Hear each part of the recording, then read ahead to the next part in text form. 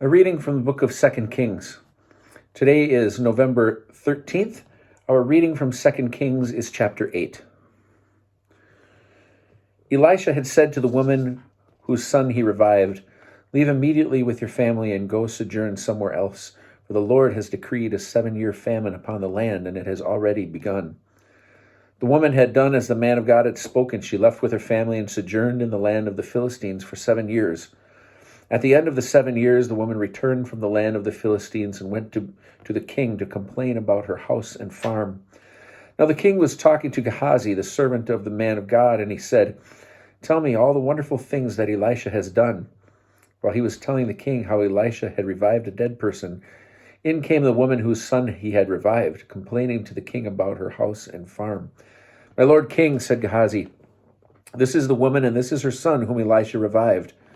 The king questioned the woman, and she told him the story. So the king assigned a eunuch to her and instructed him, "Restore all her property and all the revenue from her farm from the time she left the country until now."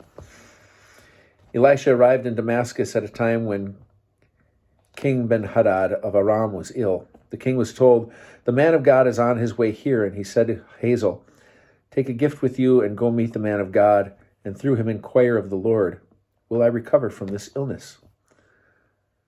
Hazael went to meet him, taking with him as a gift 40 camel loads of all the bounty of Damascus. He came and stood before him and said, "Your son, King Ben-Hadad of Aram, had sent me to you to ask, will I recover from this illness?" Elisha said to him, "Go and say to him, you will recover. However, the Lord has revealed to me that he will die." The man of God kept his facial expression for a long time, and then he wept. "Why does my Lord weep?" asked Hazael. "Because I know," he replied, "what harm you will do to the Israelite people. You will set their fortresses on fire, put their young men to the sword, dash their little ones in pieces, and rip open their pregnant women." "But how," said Hazael, "can your servant, who is a mere dog, perform such a mighty deed?" Elisha replied, "The Lord has shown me a vision of you as king of Aram." He left Elisha and returned to his master, who asked him, "What did Elisha say to you?" He replied, "He told me that you would recover." The next day Hazael took a piece of netting, dipped it in water, and spread it over his face. So Ben-Hadad died, and Hazael succeeded him as king. In the 5th year of King Joram, son of Ahab of Israel, Jehoshaphat had been king of Judah.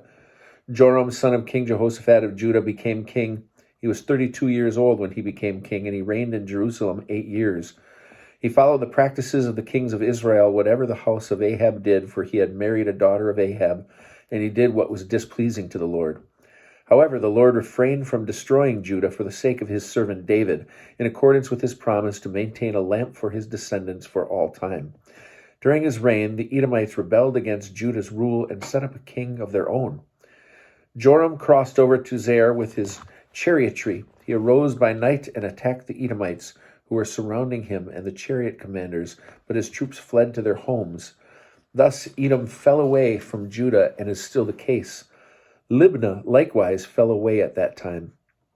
The other events of Joram's reign and all his actions are recorded in the annals of the kings of Judah. Joram slept with his fathers and was buried with his fathers in the city of David. His son Ahaziah succeeded him as king.